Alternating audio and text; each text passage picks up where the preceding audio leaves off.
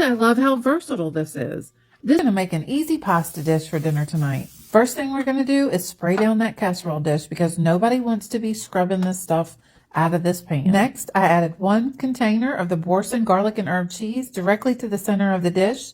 You use whatever flavor you like, but the garlic and herb was what I wanted. And then I added my cherry tomatoes. You don't like this kind, add whatever kind you have or what you like, but this is what I chose. The next thing I added is some super thinly sliced Vidalia onion. I wanted that sweet roasted onion flavor added to this dish. I used half of a Vidalia onion. Of course, you can use no onion, you can use the whole thing, but I felt like half worked here. Then it was time to add some garlic.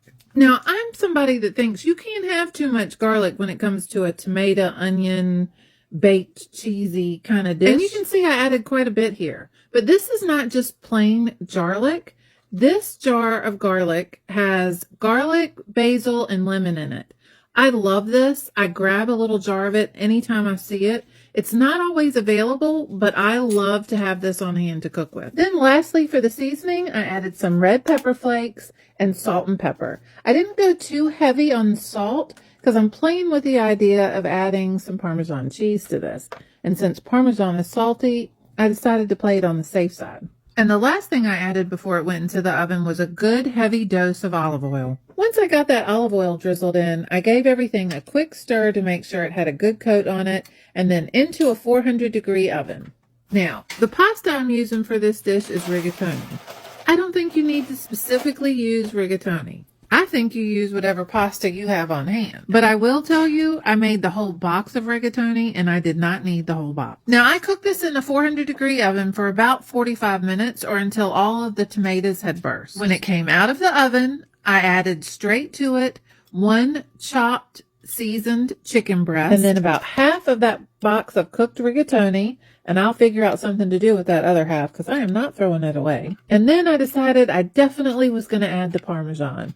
And this is a good, I don't know, half a cup, 3/4 of a cup of freshly grated Parmesan cheese. After that, it was just a matter of getting it mixed together. The cool part about making this is the tomatoes have all burst and released all their juices into the bottom of the pan. The onions have released juice into the bottom of the pan, and it has all mixed with that creamy Boursin cheese. That in combination with that basil and garlic and the salt and pepper and the red pepper flakes. Y'all, this dish is delicious with very little effort. Also, talk about a way to stretch $1. 1 chicken breast cut up and added to this was all that it needed. Now, could you add more chicken? Sure, you could add more of anything you want to this dish. If you added another chicken breast to this pasta dish, you could probably feed 2 more people. I mean, this really stretches. My favorite things about this dish are you can feed 4 to 6 people for $15. You can't beat that these days. And I love how versatile this is. This particular dish is only limited by your imagination. You can come up with so many different ways to serve this. I was thinking as I was dishing this up, you know what else would be good in this? Meatballs. And you could roast the meatballs right in the pan with the tomatoes and onions. Anyway, I've seen a bunch of different versions of this dish. I made my own version. Now it's your turn. Let me know how it turns out.